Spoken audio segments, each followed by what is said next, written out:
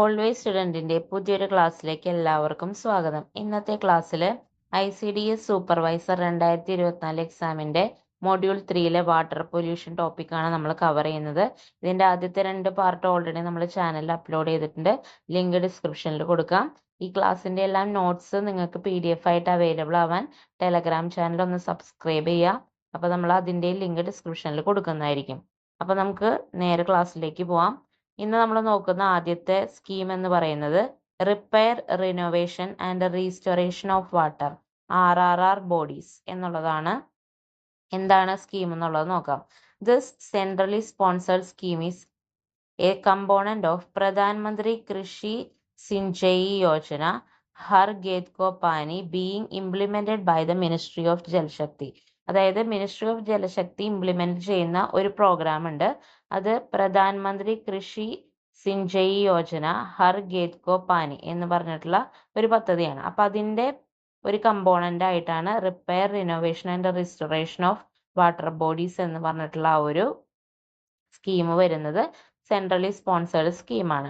Under the scheme financial assistance is being provided to the state governments for renovation, repair and restoration of identified water bodies. അതായത് തിരഞ്ഞെടുക്കപ്പെടുന്ന water ബോഡീസിന് അല്ലെങ്കിൽ പലതരത്തിലുള്ള ജലാശയങ്ങളുടെ എന്താണ് renovation, repair, restoration അതിനൊക്കെ വേണ്ടിയിട്ട് financial assistance കൊടുക്കുക. State ഗവൺമെന്റിന് വേണ്ട ഫിനാൻഷ്യൽ അസിസ്റ്റൻസ് കൊടുക്കുക എന്നുള്ളതാണ് ഈ ഒരു സ്കീം വഴി ചെയ്യുന്നത്. Water being a state subject, it is for the state government concern to take up prevention of encroachment of water bodies in their respective jurisdiction. അപ്പൊ ഈ ജലം എന്ന് പറയുന്നത് ഒരു സ്റ്റേറ്റ് ലിസ്റ്റിന്റെ ഉള്ളിൽ വരുന്ന സബ്ജക്റ്റ് ആണ്. അതായത് നമ്മുടെ കോൺസ്റ്റിറ്റ്യൂഷനിൽ 3 ലിസ്റ്റ് ഉണ്ടല്ലോ, state list, union list, concurrent list. അതിൽ സ്റ്റേറ്റ് ലിസ്റ്റിൽ വരുന്ന ഒരു സ്റ്റേറ്റ് സബ്ജക്റ്റ് ആണ് വാട്ടർ. അപ്പോൾ അതിൽ കൂടുതൽ ലോസ് മേക്ക് ചെയ്യാൻ പറ്റുന്നത് സ്റ്റേറ്റ് ഗവൺമെന്റിനാണ്. അപ്പോൾ അവരുടെ ഒരു ജൂറിസ്ഡിക്ഷനിൽ വരുന്ന ജലാശയങ്ങളിൽ ഉണ്ടാവുന്ന കടന്നുകയറ്റങ്ങൾ പ്രിവെന്റ് ചെയ്യാനായിട്ട് അവരായിട്ട് തന്നെ മുൻകൈ എടുക്കണം എന്നുള്ള രീതിയിലാണ് ഈ ഒരു സ്കീമും കൊണ്ടുവന്നിരിക്കുന്നത്. അപ്പോൾ ആ സ്റ്റേറ്റ് ഗവൺമെന്റിന് ഫിനാൻഷ്യൽ അസിസ്റ്റൻസ് കൊടുക്കുക എന്നുള്ളതാണ് ഈ ഒരു സ്കീമിന്റെ പ്രധാനപ്പെട്ട എയിം. എന്തിനു വേണ്ടിയാണ് ഫിനാൻഷ്യൽ അസിസ്റ്റൻസ് കൊടുക്കുന്നത്? ഈ ജലാശയങ്ങളുടെ റിപ്പയറും റിനോവേഷനും റീസ്റ്റോറേഷനും ഒക്കെ വേണ്ടിയിട്ടാണ് ഫിനാൻഷ്യൽ അസിസ്റ്റൻസ് കൊടുക്കുന്നത്. നെക്സ്റ്റ് നമ്മൾ നോക്കാൻ പോകുന്ന ഒരു പോർട്ടലാണ് ഇന്ത്യ WRIS പോർട്ടൽ. എന്താണെന്ന് നോക്കാം. India water resources information system എന്നുള്ളതാണ് അതിന്റെ full form.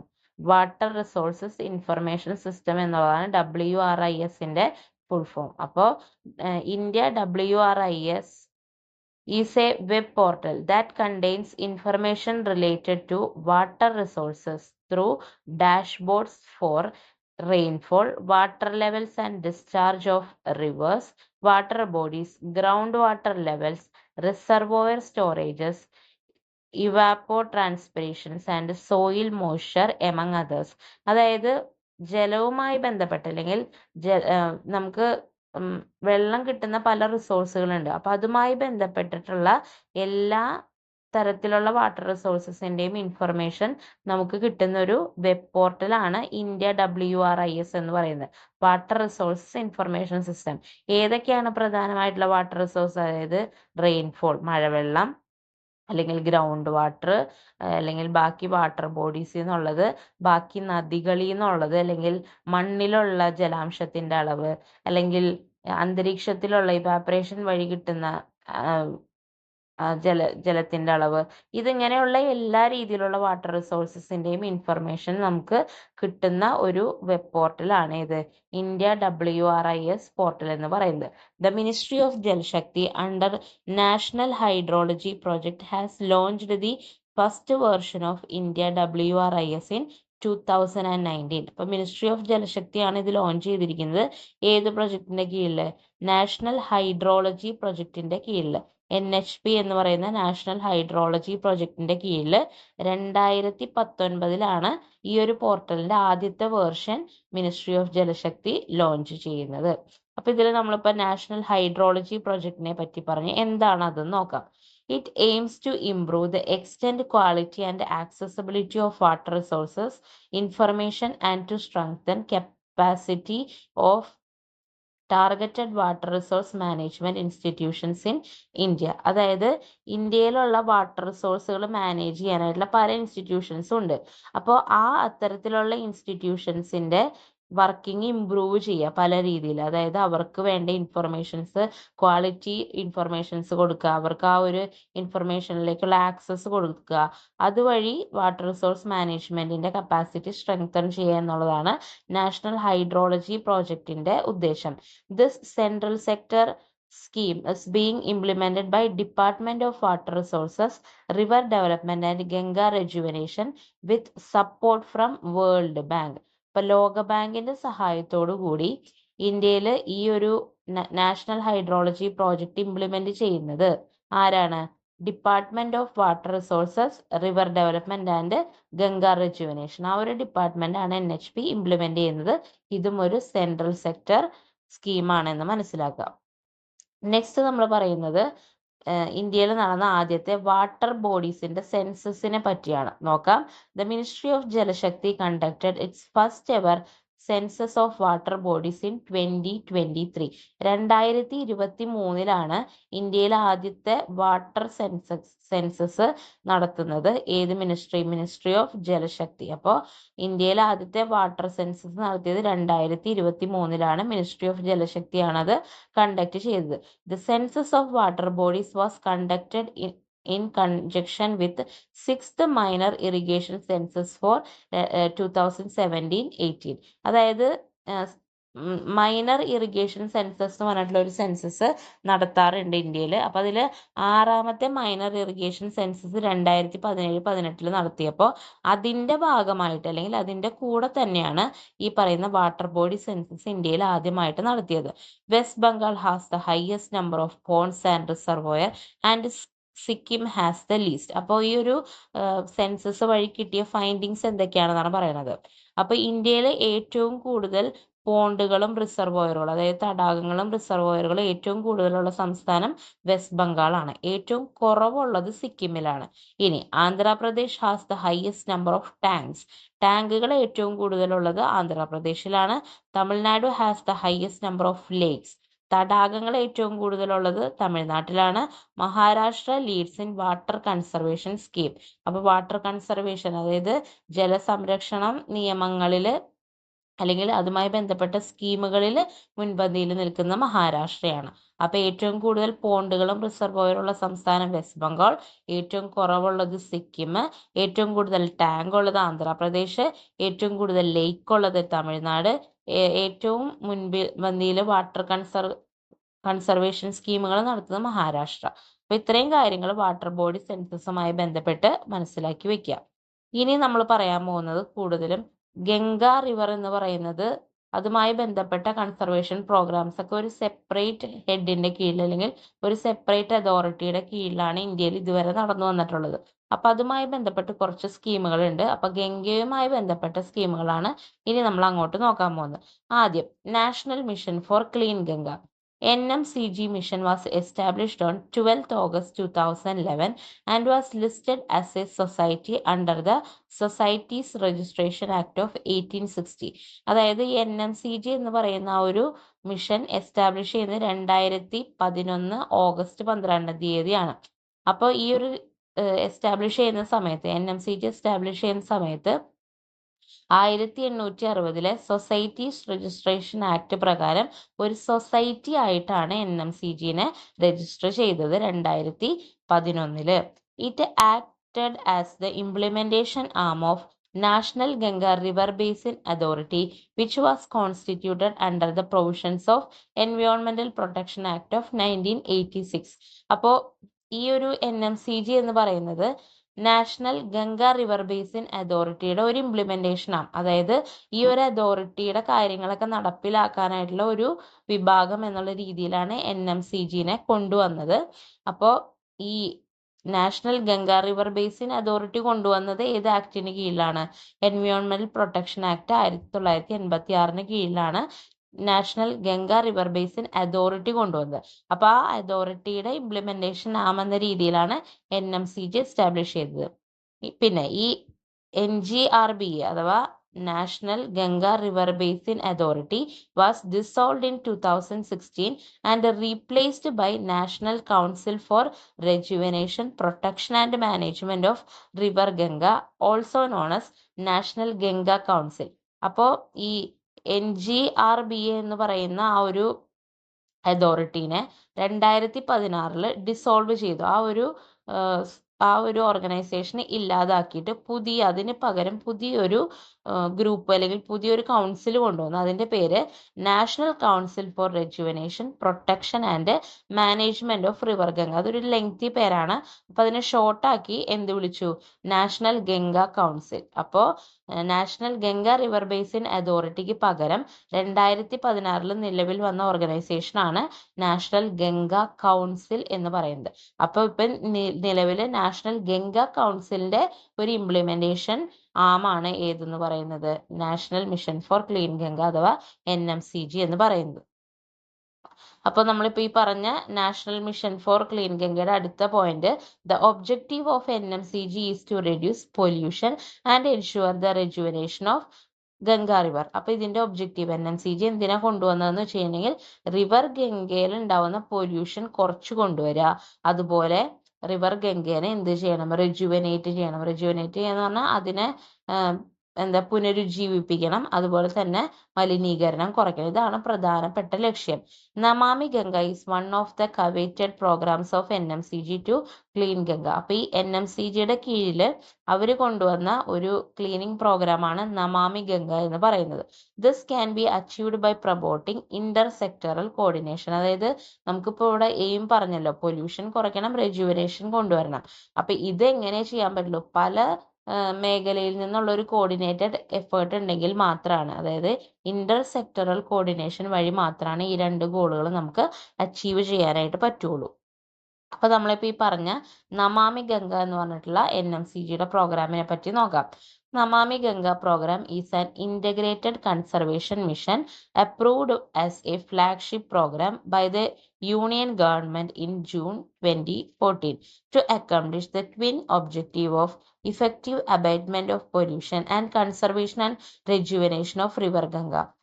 National river Ganga. അതായത് ഇപ്പോൾ കൊണ്ടുവന്ന ഈ നമാമി ഗംഗ പ്രോഗ്രാമിന്റെ ഉദ്ദേശം ട്വിൻ ഒബ്ജക്റ്റീവ് ആണ്. അതായത് രണ്ട് ഗോൾസ് ആണ് അതിനുള്ളത്. ഒന്ന് പൊല്യൂഷൻ ശമിപ്പിക്കുക, പിന്നെ ഉള്ളത് റിവർ ഗംഗേനെ എന്ത് ചെയ്യണം? പുനരുജ്ജീവിപ്പിക്കുക എന്നുള്ളതാണ് അതിൻ്റെയും പ്രധാനപ്പെട്ട ഉദ്ദേശം. 2014 ജൂണിലാണ് നമാമി ഗംഗ എന്ന് പറയുന്ന ഈ ഒരു പ്രോഗ്രാമിന് യൂണിയൻ ഗവൺമെന്റ് തുടക്കം കുറിക്കുന്നത്. അപ്പോൾ അതൊരു ഏറ്റവും പ്രധാനപ്പെട്ട, അതായത് റിവർ ഗംഗേനെ റെജുവനേറ്റ് ചെയ്ത് പൊല്യൂഷൻ കുറച്ച് കൊണ്ടുവരാനായിട്ടുള്ള ഒരു ഇന്റഗ്രേറ്റഡ് കൺസർവേഷൻ മിഷനാണ് നമാമി ഗംഗ പ്രോഗ്രാം.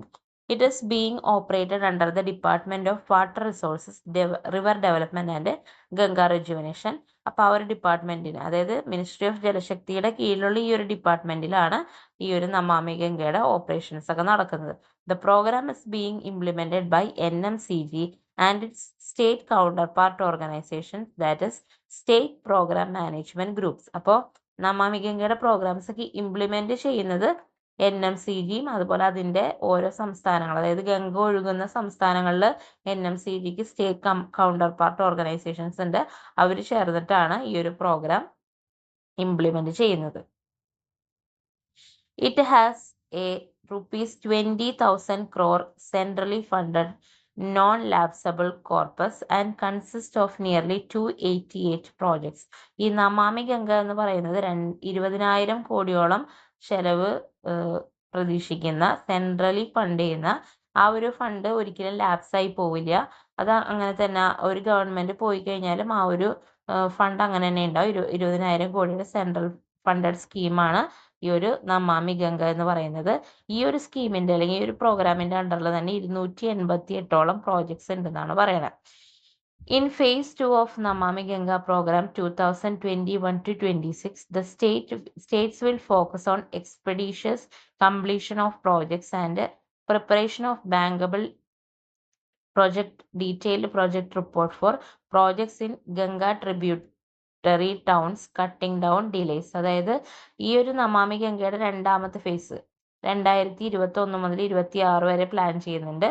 അതായത് ഫസ്റ്റ് ഫേസ് 2014 തുടങ്ങി, പിന്നെ സെക്കൻഡ് ഫേസ് 2021 മുതൽ 26 വരെയുള്ള 5 വർഷ കാലാവധിയിലേക്ക് കൊണ്ടുവന്നിട്ടുണ്ട്.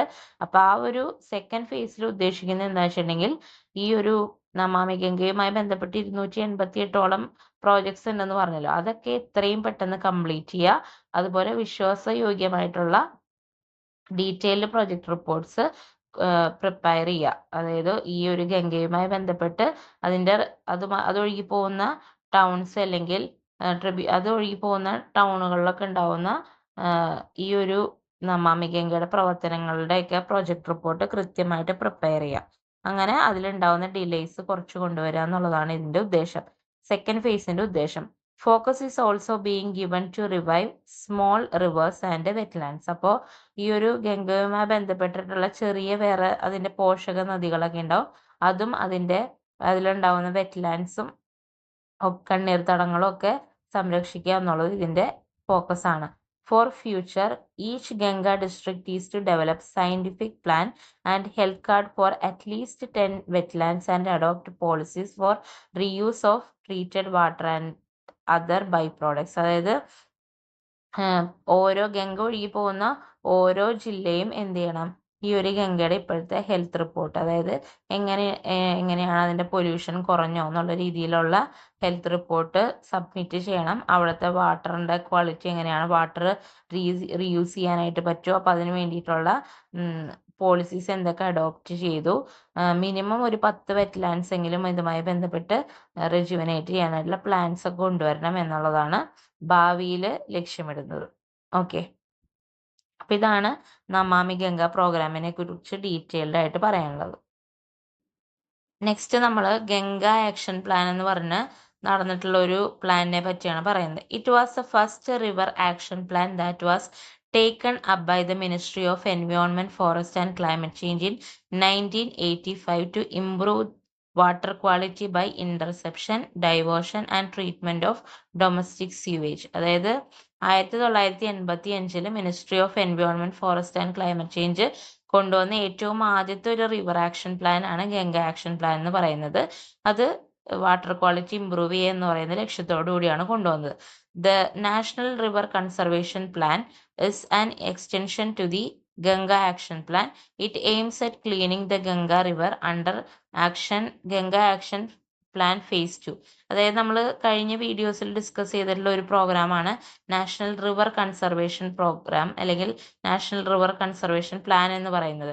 അപ്പൊ ആ ഒരു പ്രോഗ്രാം എന്ന് പറയുന്നത് ആക്ച്വലി ഗംഗ ആക്ഷൻ പ്ലാനിന്റെ ഒരു എക്സ്റ്റൻഷൻ ആയിരുന്നു. ഈ ഗംഗ ആക്ഷൻ പ്ലാൻ ആണ് ആദ്യം വന്നത്, അതിന്റെ ഒരു എക്സ്റ്റെൻഡഡ് വേർഷൻ ആയിരുന്നു നാഷണൽ റിവർ കൺസർവേഷൻ പ്ലാൻ എന്ന് പറയുന്നത്.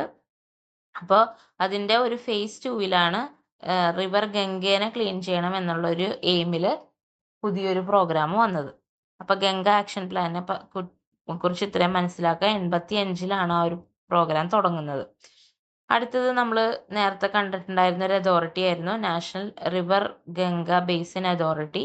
അതിനെ പിന്നെ നമ്മൾ അത് ഏതിന്റെ കീഴിലാണ് അല്ലെങ്കിൽ അതിന്റെ കീഴിലുള്ള പ്രോഗ്രാം എന്തൊക്കെയാണെന്നൊക്കെ നമ്മൾ പറഞ്ഞായിരുന്നു. It was formed by the government of India in year 2009 under section 3 of environment protection act 1986.